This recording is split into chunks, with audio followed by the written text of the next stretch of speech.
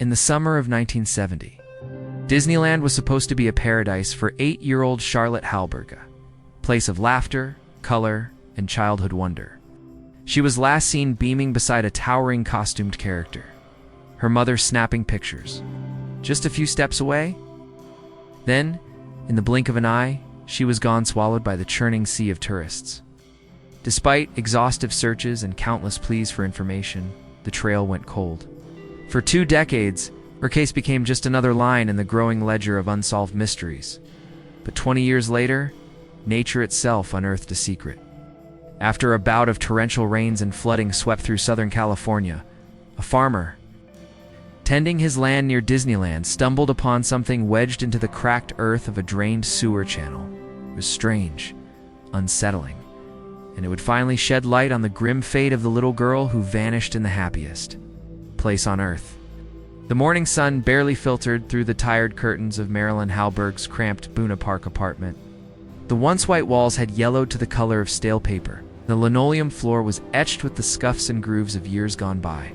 A heavy thud from the unit next door snapped her awake. Then came the scrape of furniture legs, muffled. Chatter, the occasional clatter of something dropped. New neighbors? Marilyn sat up slowly, the narrow bed groaning under her weight. The familiar ache in her chest, a relentless weight she'd carried for 2 decades, tightened its grip.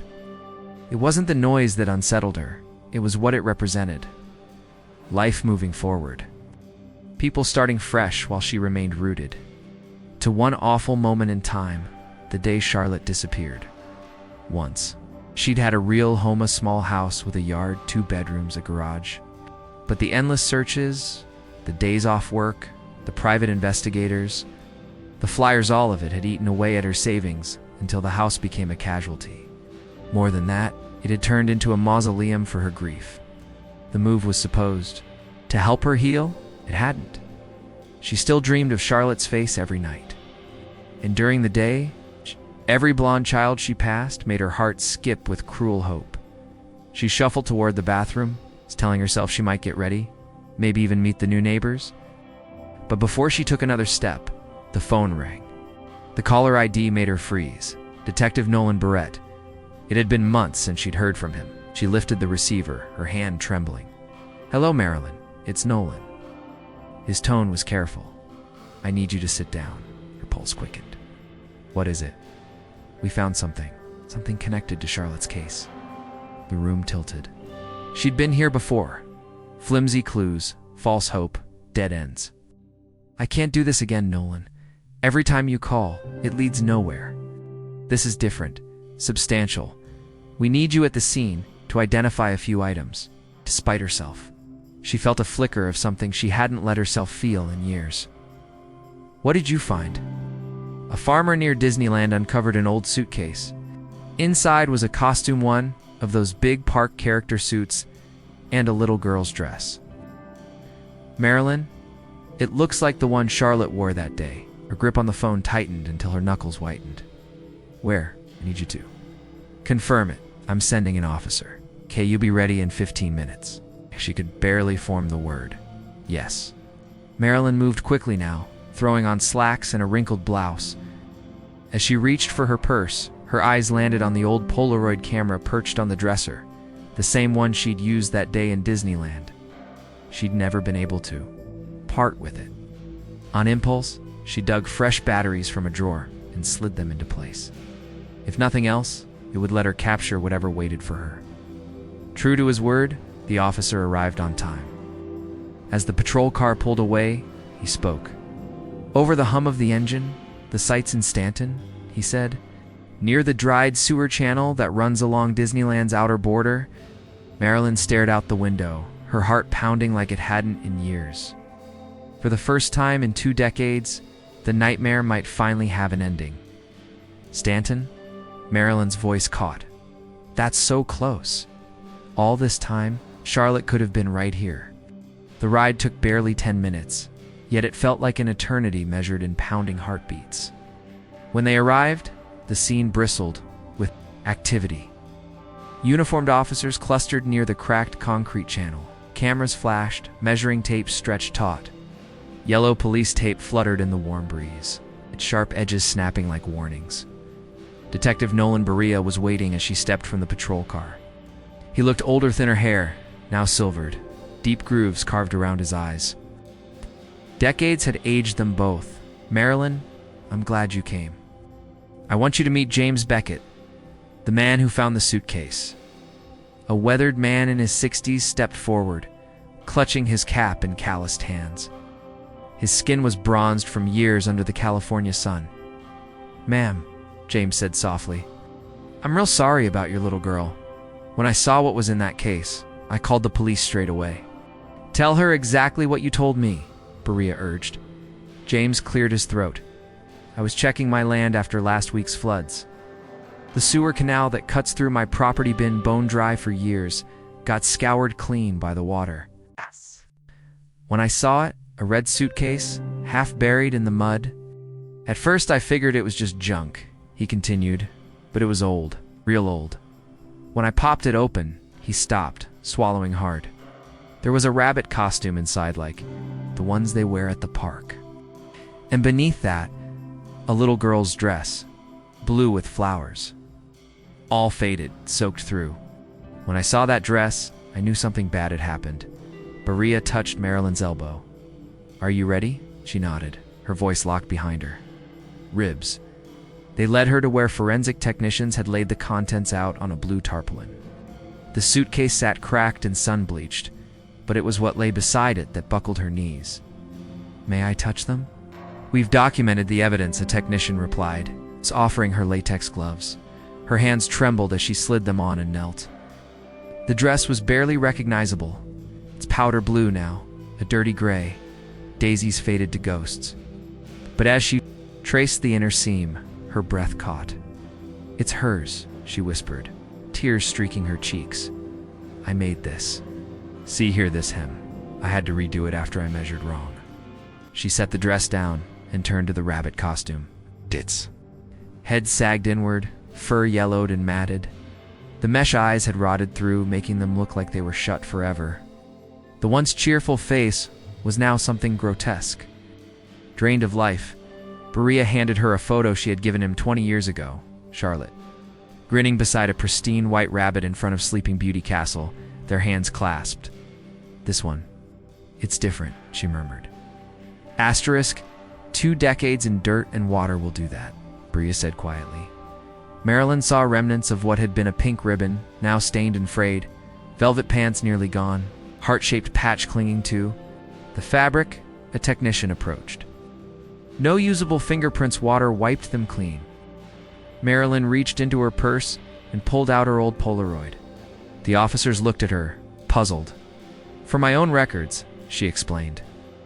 Even if we never find her, I'll remember this moment." She took several photos, the flash briefly igniting the sad relics in stark white light. Image slid out slowly, colors bleeding into shape, and she tucked them away. An officer hurried over. Detective Disneyland's corporate office has agreed to a meeting. Helen Ang, guest relations director, won't come here to risk you with the press sniffing around, as if summoned.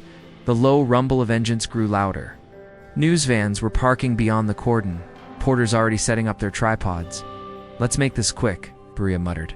He spoke first, confirming to the cameras that new evidence had shifted Charlotte Halberg's case from a missing person to a suspected child abduction. The investigation was officially reopened. When the microphones swung toward Marilyn, she managed only, "I thought hope was gone. But maybe, just maybe, I'll see my daughter again." Before the questions could swarm her, the officers hustled her into the patrol car, shutting the door on the flashing bulbs and shouted voices. Detective Berea and his partner, Detective Mills, drove Marilyn to Disneyland's corporate headquarters at Cold. Angular building of steel and glass that felt galaxies away from the park's bright illusion of magic. The lobby smelled faintly of polished marble and expensive coffee. Waiting there was Helen Ang, a poised woman in her 40s with immaculate hair and a face trained to convey sympathy without breaking. "Mrs. Halberg, I'm deeply sorry for everything you've endured," Helen said, taking her hand. "We'll do whatever we can to help." She guided them into a conference room where a half-dozen people waited, costume department supervisors, senior entertainment staff. Detective Berea wasted no time. "We've brought something we'd like you to examine." A forensic team entered, carrying a sealed evidence case. They set it on the long table, which had been covered with a protective cloth. Gloves were passed. Around before the box was opened. The moment the lid lifted, a hush fell. Gerald, the costume department supervisor, was a rail-thin man with precise movements and an expert's eye. He leaned over the costume, fingers brushing the seams with deliberate care. "This is hand sewn," he said finally. "Our costumes are machine stitch, always have been." Asterisk and assistant brought out authentic park costume samples for comparison. Even Marilyn, no expert, could see the difference. "And this?" Gerald tapped the headpiece. "This isn't the White Rabbit at all. Look at the ear shape, the face structure. It's a crude imitation of the March Hare." And here he pulled back the fabric to reveal a small brown tag. Sewn inside, not park issue. "This is an unauthorized costume." Detective Mills nodded grimly. "Which means whoever wore this wasn't Disney staff." Helen confirmed it. Back in 1970, every entertainment employee was accounted for. Number 2. Sudden resignations, no disappearances. "We checked." "This was calculated," Berea said, his voice low. "Someone made or obtained this suit specifically to get close to children, and they may have been watching you and Charlotte for some time before striking." Marilyn's stomach twisted. The idea that a stranger had stalked them, planning. Every step made her feel suddenly cold. Berea studied the frayed tag again. The writing's too faded to read. "We'll need to track down costume manufacturers from that era." After photographs and documentation were taken, they thanked Helen and her staff and headed out. Berea placed a hand on Marilyn's shoulder. "You need rest. We'll call with any updates."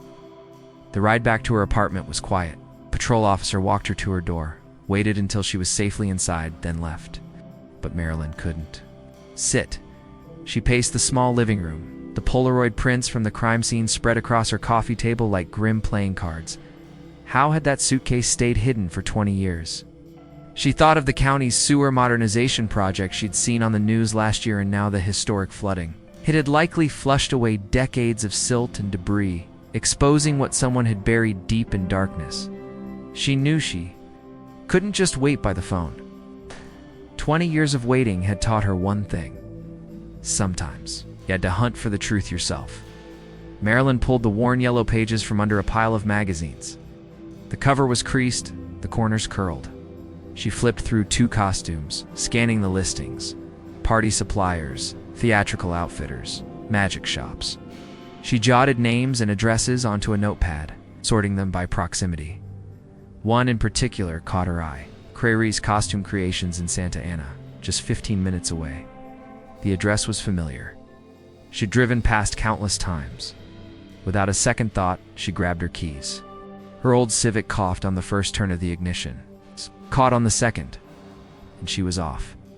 The shop sat in a weathered strip mall between a boarded-up video rental store and a check-cashing place. The window was streaked with grime, a faded, closed sign dangling from one corner, yet inside, faint movement, the pale flicker of a television. She rang the bell, its jingle echoing through the dusty space. Slow, shuffling footsteps approached. The door creaked open a few inches, revealing an elderly man with wary eyes. "We're closed," he said, already starting to shut it. "Been closed for years." Then his gaze sharpened. Recognition lit his features. "Sure that. Lady from the news? The mother?" His voice softened. "What? What brings you here?" "I'm Marilyn Halberg," she said quietly. "I'm sorry to intrude, but I saw your shop listed, and I thought, come in," he said at once, pulling the door wider. "Come in," he introduced himself as Elias Carrera, locking the door behind them. The air inside was heavy with the scent of dust and aged fabric. Shafts of light cut through the gloom, revealing mannequins draped in elaborate, forgotten costumes. They stood like silent witnesses, frozen mid-performance.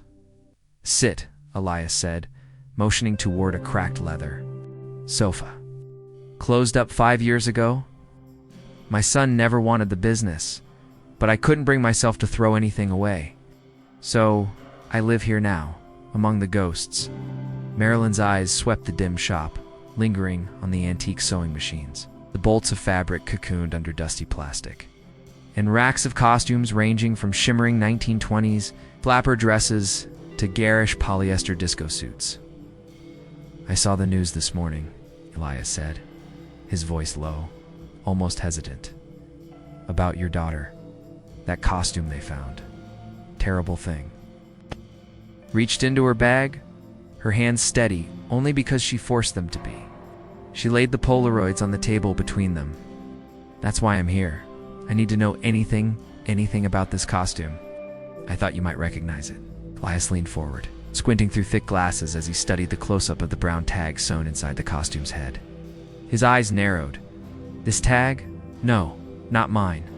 I always used white tags, red lettering, and I never made anything like this. He traced a gnarled finger over the photo, then paused. But Marilyn leaned in. But what? This costume's been altered, Elias murmured, his voice tightening.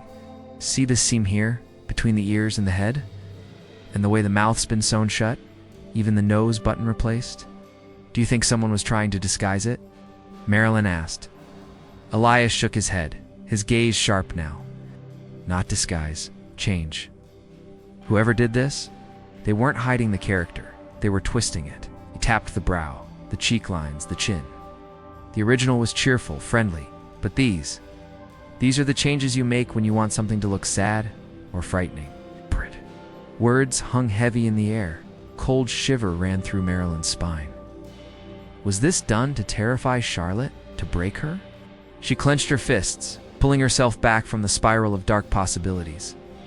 Elias was still staring at the photos, his brow furrowed in concentration.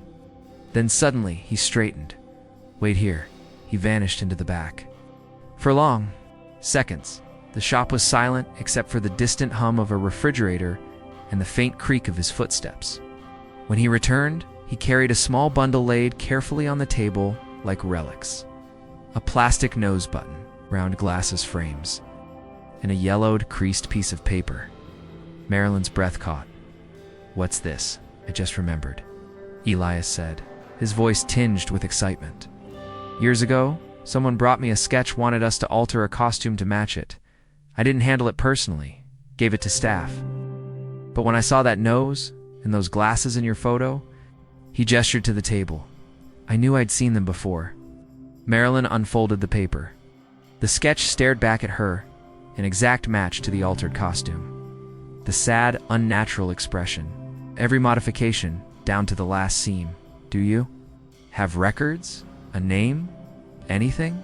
She asked urgently. Elias's shoulders slumped. I can give you my old staff contacts. But receipts? Paper records? Pfft. I tossed them years ago to many, and termites love this place. Her hope faltered until he raised a finger. But there may be another way. Marilyn's heart lifted. Go on, my son Benjamin. Brilliant with computers. Obsessive. 2 diagnosed with OCD when he was a teen. Before I shut the shop, he was entering all our receipts into Lotus 123. Spent hours on it.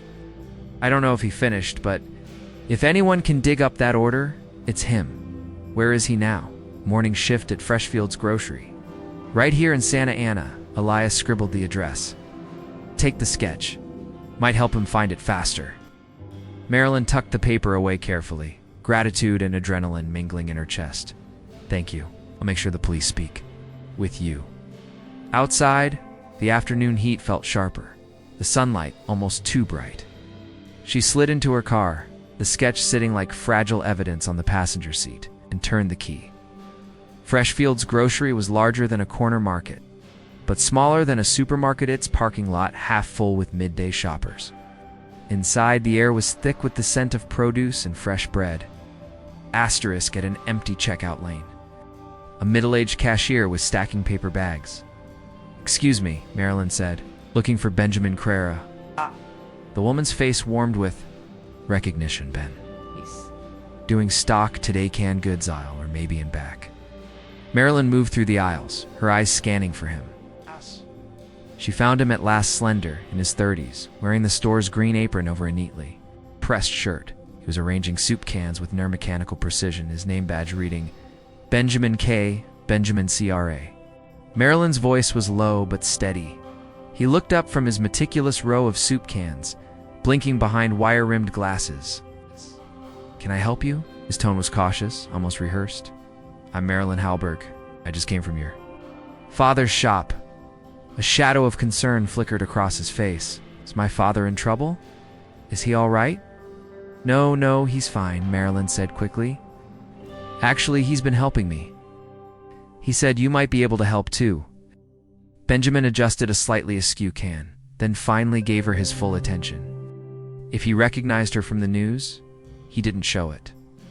"I'm looking for information about a costume alteration," she explained, choosing each word with care. "Something from years ago at your father's shop." His expression brightened with sudden pride. "You mean the receipts?" Yesai digitized every single one.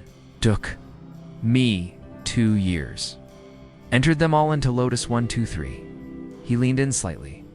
"I've been thinking of converting them to Excel, far more functionality," but he trailed off with a small shrug. "Would you be willing to check for a specific order?" Marilyn asked. Benjamin glanced at his watch, perfectly synchronized. "Digital Casio. I'd be happy to. I get off at exactly," he checked again, 28 minutes and 43 seconds. "My laptop's in my locker. We can look then." "That would be wonderful," she said, relief edging her voice. He nodded once, turning to his cans with almost mechanical precision. "Meet me at the front, 2 o'clock sharp." Marilyn used the time to wander the aisles, tossing bread, milk and eggs into her cart on autopilot. Her mind wasn't in the store, it was in the database she hoped held the next clue. When her groceries were bagged and stowed in the car, she sat watching the clock. The sketch Elias had given her rested on the dashboard. She studied its sad, altered rabbit face, her anger tightening like a fist. Someone had asked for this exact expression.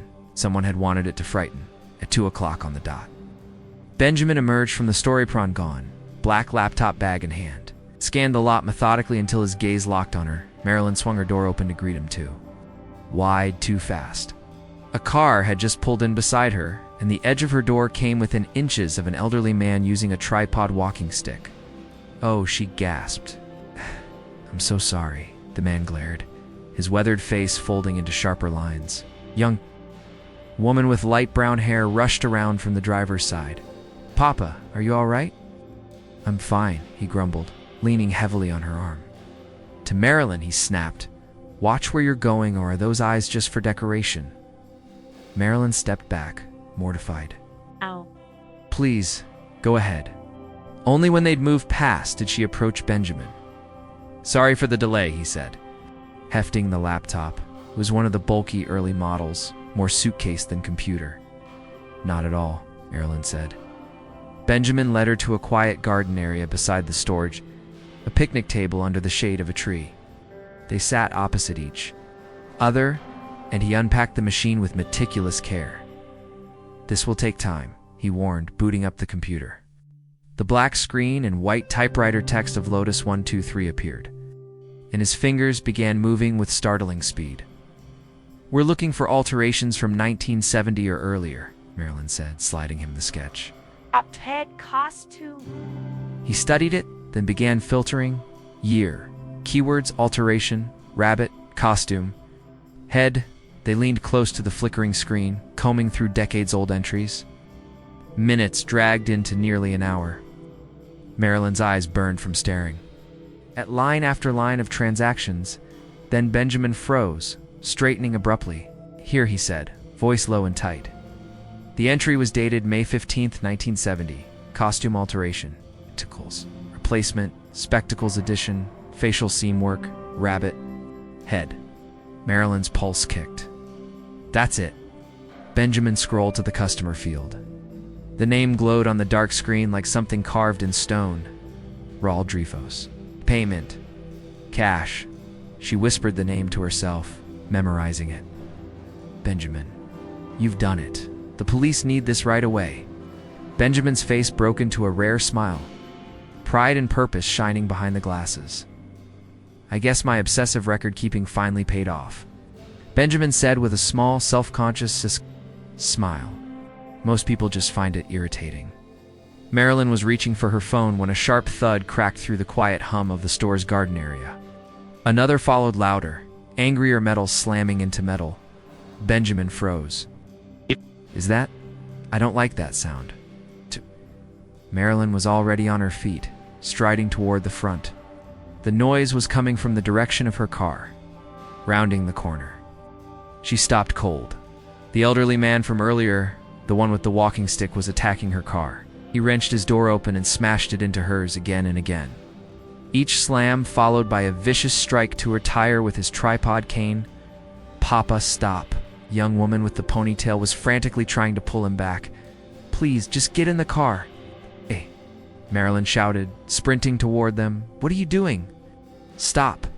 The woman shoved her father into the passenger seat, slamming the door before facing Marilyn. Her cheeks were flushed, eyes darting with panic and something else. Fear. I'm so sorry, she stammered, hands trembling as she dug through her wallet. "He's not." "Well, please, let me pay for the damage." Marilyn waved it off. "Oh, really? But the woman pressed a $20 bill into her hand with urgent force. "Please," she whispered, eyes glistening with tears. Without another word, she bolted for the driver's seat as the beige car reversed away. Marilyn caught a fleeting glimpse of her wiping her eyes with the back of her hand. There was something in the gesture, something achingly familiar. The cashier from earlier came rushing outside. "Oh my gosh, are you okay, ma'am? I'm so sorry about your car. Mr. Dreyfus never acts like that. He's usually quiet, keeps to himself. He's one of our regulars." Marilyn's head snapped toward her. "What did you just say?" "Mr. Dreyfus," the cashier repeated. "Raoul Dreyfus. He's a good man, just must have been having a bad day." The name hit Marilyn like a punch to the chest. Her gaze dropped to the $20 bill still in her hand, and her breath caught in shaky handwriting. One word was scrawled across the back. "Help." Her mind reeled. Light brown hair, late 20s, the right age, the right eyes. Charlotte. She looked up. The car was gone. Benjamin appeared beside her laptop, bag slung over his shoulder. "I work in the back," he said quietly. "Never knew any customer names." Her hands shook as she dialed Detective Berea. When he answered, the words poured out in a frantic rush. He had to stop her twice before she managed to explain. "The tailor shop." The database hit, and then her voice cracking. "I found him, Nolan. Raoul Dreyfus. And I think my daughter was with him. She wrote help on a bill. You need to come now." 15 minutes later, the parking lot was crawling with police. Berea, Detective Mills, and a patrol officer fanned out, taking statements from Benjamin and the cashier. "We don't keep customer addresses." The cashier apologized, "But I can print Mr. Dreyfus's receipt from today. Oatmeal, grains, fruit, canned goods, gas. Lives up in the mountains," the cashier added. "Private, comes in once a month, pays cash, never trouble until now." "Did you see their car?" Berea asked Marilyn. She shook her head, but Benjamin stepped in. 1984 Ford Crown Victoria, beige, four-door, didn't get the plate. Berea grabbed his radio. "Dispatch, Detective Berea. DMV search for Raoul Dreyfus, 1984 Ford Crown Vic, beige, four-door. Need the registered address, ASAP?" While they waited, Benjamin pulled up the costume alteration record again for the detectives. Mills took notes. Berea stayed glued to the radio, then dash crackle. "Detective DMV shows a Raoul Dreyfus, beige 1984 Crown Vic. Registered to 4786 Mountain View Road, Majestica Canyon." "That's our lead," Detective Berea said, voice clipped. "Let's move." Marilyn bolted toward her car. Benjamin hesitated at her window. "May I come? I'm in this now. I want to help. Get in." Marilyn answered without pause. Engines roared to life.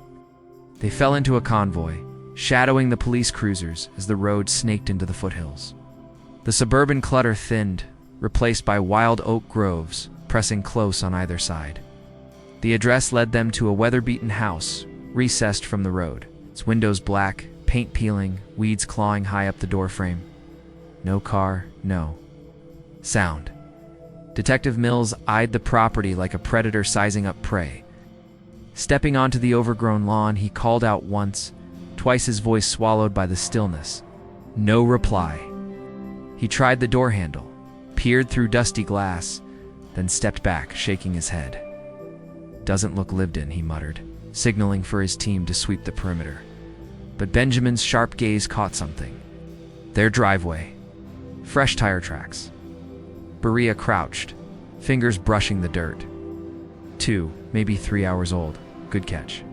His eyes swept over the decay. This place hasn't been occupied in years.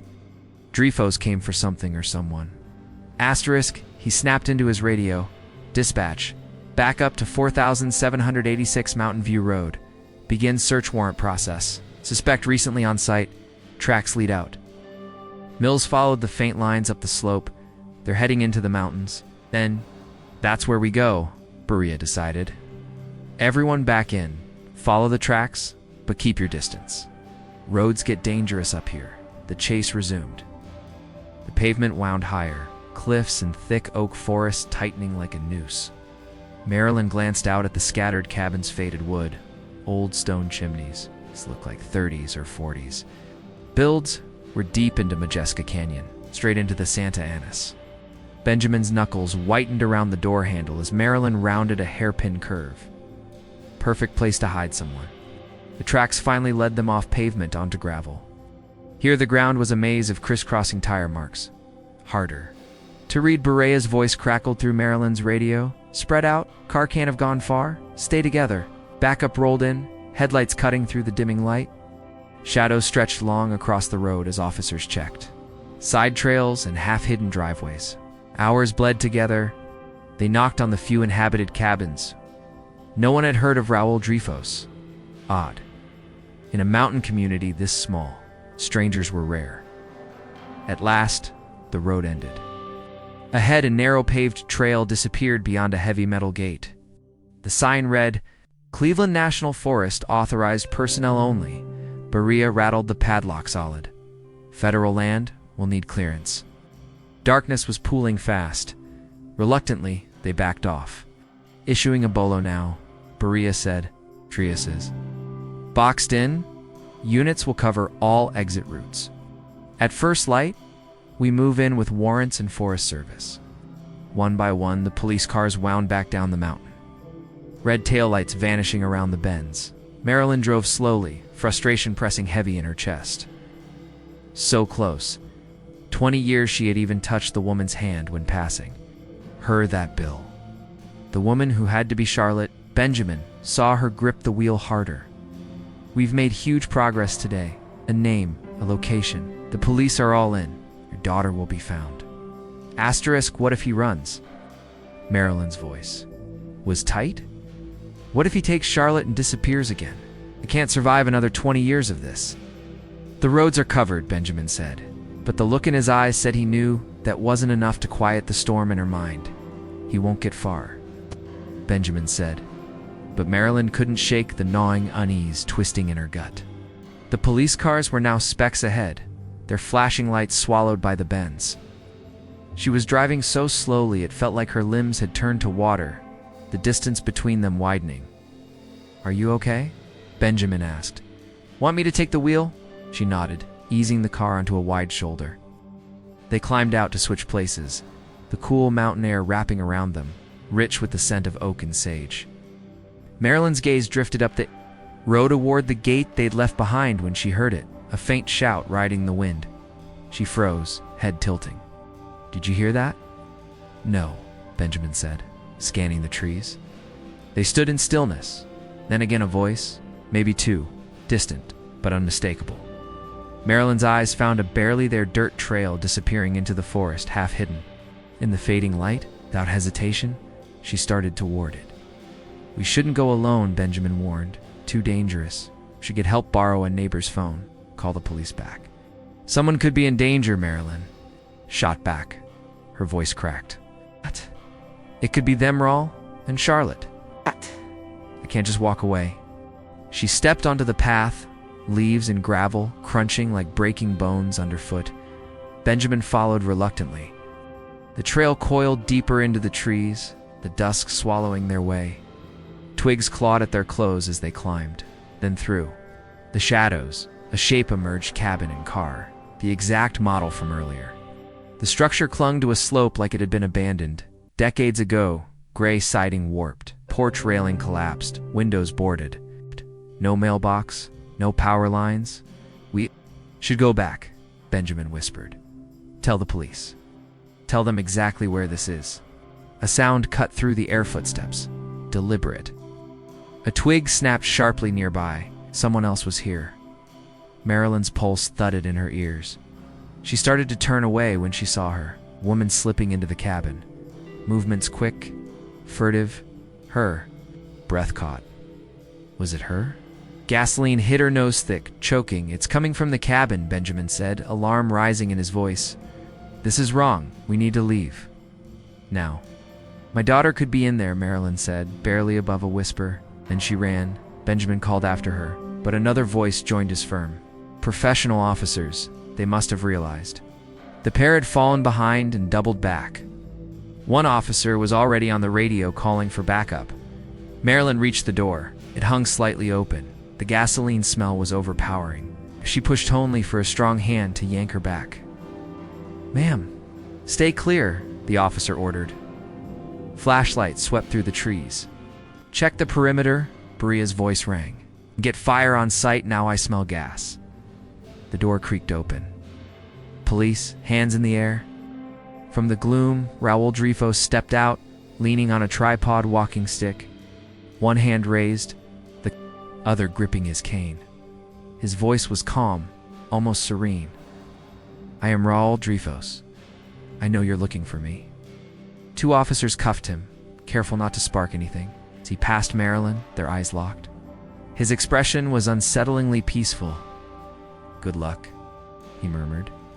Then Marilyn saw it, tiny flames licking gasoline-soaked rags by the fireplace. The fire leapt hungrily. Get him out, Bria barked.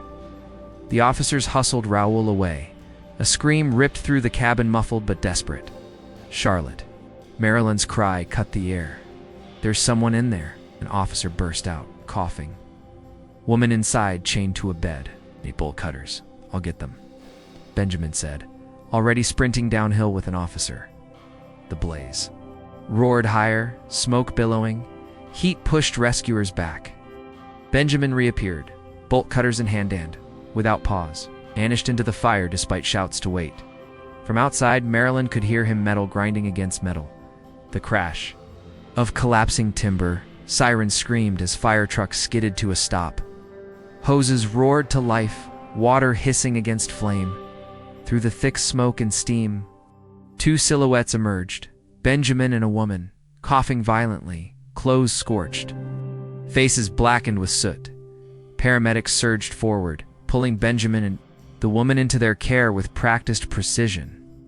Oxygen masks were pressed over their faces, hands checking for burns, voices clipped and efficient. The woman kept her head bowed, light brown hair scorched and tangled, her body trembling in shock. Marilyn's heart ached to go to her, to touch her, but she held herself back, afraid to disrupt the medic's work. They've both got burns that need hospital treatment, one paramedic announced. We're transporting immediately. Detective Berea appeared at Marilyn's side, his expression hard. We've got it under control. We'll talk at the hospital. Then his gaze locked on hers. What you did tonight, running off like that, was reckless. Could have gotten yourself and others killed. I'm sorry, Marilyn said, tears cutting hot tracks down her soot-streaked face. I truly am, but tell me, detective. If you were me, if you'd been waiting 20 years with nothing, would you have gone home? My daughter would have burned alive in that cabin. The woman on the gurney stirred at those words. Her voice was faint, raw from the smoke. She's right. Raul saw the news this morning. He wanted to burn us both. That's why we went for gas. Her tear-filled eyes met Marilyn's. I saw you on TV. I knew it was you in the parking lot. You came for me." Her voice broke, trembling on the words that followed. "Thank you, Mom." The single word hung between them, strange and beautiful. After 2 decades, oh Charlotte. Marilyn sobbed, reaching for her. But the paramedics gently intercepted. "Please, we need to treat the burns before there's more damage." "No touching yet," the lead medic said, already loading Charlotte and Benjamin into the ambulance. "I'll meet you at the hospital," Bria told her. Marilyn sprinted to her car, falling in behind the ambulance as it tore down the mountain. Road, lights slicing through the dark. Her knuckles whitened on the wheel as the sirens wailed ahead of her. At St. Joseph Hospital in Orange, the ER team was already waiting. Charlotte and Benjamin vanished behind swinging doors, a swarm of medical staff around them. "Ma'am," a nurse said, approaching her. "You'll need to wait in the waiting room," Marilyn said firmly, voice low but unyielding. "I've waited 20 years. I'm not leaving her side." Something in her eyes made the nurse relent. "You can wait just outside the curtains. But please, let us work." Marilyn paced the hallway like a caged animal, the smell of smoke clinging to her clothes. The search was over, but Charlotte had nearly been lost again. 40 minutes later, Detectives Berea and Mills arrived, leading her to a small private room. "Our old Dreyfus has confessed," Berea said without preamble. "Everything he's been? Cooperative, he's dying. Stage 3 lung cancer. Without treatment, maybe a year." Marilyn's mouth twisted. "Let him rot in prison. He stole 20 years from us. 1 year's injustice. If I had the money, I'd pay for his treatment myself just to keep him alive for 20 miserable years behind bars." Berea's voice softened. "Your anger's justified. I'd feel the same." He flipped open his notebook. "Dreyfus told us he used to live in your apartment's same unit before you moved in. He liked watching whoever came after him. When you and Charlotte arrived, he became obsessed, said she was sweet, beautiful. He couldn't stop thinking about her." Marilyn felt the bile rise. "He stalked us." "Yes, learned your patterns. You went to Disneyland the first weekend of every month." "After payday," Marilyn murmured. "It was our tradition. He spent months preparing. Got the costume from a storage unit auction, memorized the park's layout. That day, Charlotte took photos with him. Asterisk with my Polaroid," Marilyn said bitterly. "She wanted to give him a copy. I said no. That upset him. Later, while you were buying popcorn, he waved her over, promised her a secret Alice in Wonderland world. Led her through an employee exit. Security was light back then, no cameras. Witnesses just saw a rabbit character. The case was treated as a lost child. No foul play, no public acknowledgement from the park." Len's voice was almost a whisper. "What happened to her after?" Berea's eyes darkened. "He took her to the first house we found today, told her you died, that he was adopting her, homeschooled her. When she was 12, she saw a missing person poster, moved her to the cabin. She tried to escape twice, got lost in the woods both times. He found her and brought her back, never hit her, but he controlled her completely. Used the costume to scare her, drugged her, made her believe he was all she had," Detective Mills added quietly. "When we searched the cabin, we found signs. She'd been caring for him for years. Asterisk bowls of cold oatmeal sat untouched by the bed, the faint chemical scent of adult bedliners lingering in the air. From what they could piece together, the decision had been made the moment he saw the morning news. Rather than face capture in his frail state, he had chosen his exit one final, desperate act to erase everything. Burn them both." Marilyn felt her throat tighten. Was he? She couldn't finish. "He denies any sexual abuse," the detective said. "We'll confirm with Charlotte and the doctors, but everything points to possession, not." That relief flickered across Marilyn's face, quickly drowned by nausea. They stepped into the hallway and found Elias Crera hunched in a chair outside Benjamin's room. His gnarled hands twisting together. "How is he?" Marilyn asked. "They say he'll be fine," Elias replied, tears glinting in his eyes. "Burns, smoke inhalation, nothing critical." "That boy," his voice broke. "He saved a life today. Saved my daughter." Marilyn said, clasping his trembling hands. Without you both, this would never have happened. Thank you. A doctor in surgical scrubs appeared, his expression grave but not without warmth. You're Charlotte's mother? Yes. Both patients are stable. Benjamin has second-degree burns on his arms, minor smoke inhalation. Charlotte's burns are more severe, her ankles, where the chains cut into her skin, and smoke damage. To her throat, both will need weeks of treatment. Marilyn swallowed hard, any sign of she couldn't finish. No evidence of sexual abuse, the doctor said gently. You can see them, but only briefly. They need rest. They entered Charlotte's room first. She lay propped up against the pillows, oxygen tubes in her nose, arms and legs wrapped in fresh white bandages. When she saw Marilyn, her eyes filled instantly. Mother. Her voice was a rasp, fragile as paper. I missed you so much, my daughter, Marilyn whispered, taking her unbandaged hand, as if afraid she might vanish. I never stopped looking. I wanted to come home, Charlotte said, but I never made it. After a while, told myself you were dead. It was easier than hoping. Until this morning, when I saw you on the news. Detective Barizia stepped closer. How did you see the news if you lived in that cabin? We went to the old house to clean, Charlotte explained. Once a year, Raoul would go. He always turned on the TV to make sure it still worked. When he saw the report about the costume being found, he panicked. We rushed back to the cabin. He wanted to stay, but then paranoia set in. That's why we went to the store for gas. Why didn't you escape? At the store, he trusted you, Marilyn asked, her voice trembling. Charlotte's face crumpled. After 20 years, I'd learned to live with it. I pitied him. He was old, sick. I thought, when he died, I could start over. I'm so sorry, Mom. There's nothing to be sorry for, Marilyn said firmly. What you went through, it's called Stockholm Syndrome, can become attached to the people who hurt you. I know, I felt it once too, with your father. They moved on to Benjamin's room. He sat in a wheelchair, his arms swathed in gauze, his father's steady hand gripping his own. Charlotte. Marilyn said softly, This is Benjamin and his father Elias. They're the reason we found you. Benjamin risked everything to save you. Charlotte turned to him with wide, stunned eyes. Thank you, she whispered. I'm just glad you're safe, Benjamin replied, nervously adjusting his glasses. A nurse appeared in the doorway. One photo, she said, nodding toward Marilyn's Polaroid camera. Then everyone needs rest. They arranged themselves, Charlotte in bed, Marilyn beside her, Benjamin in his chair, Elias standing behind. The nurse took the camera, a soft click breaking the stillness, as the image began to bloom into view. Marilyn thought of the improbable chain of events that had led Hera Flood uncovering a hidden suitcase. An old tailor, recognizing Altered, seems a young man with OCD whose meticulous records held the missing piece. Every person had been a vital link. Sometimes, she said quietly, we don't realize how our smallest actions can change a life. Elias, you kept that sketch.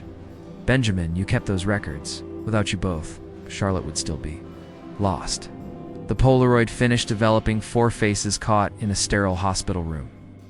To reunited after decades, 2 who had made that reunion possible.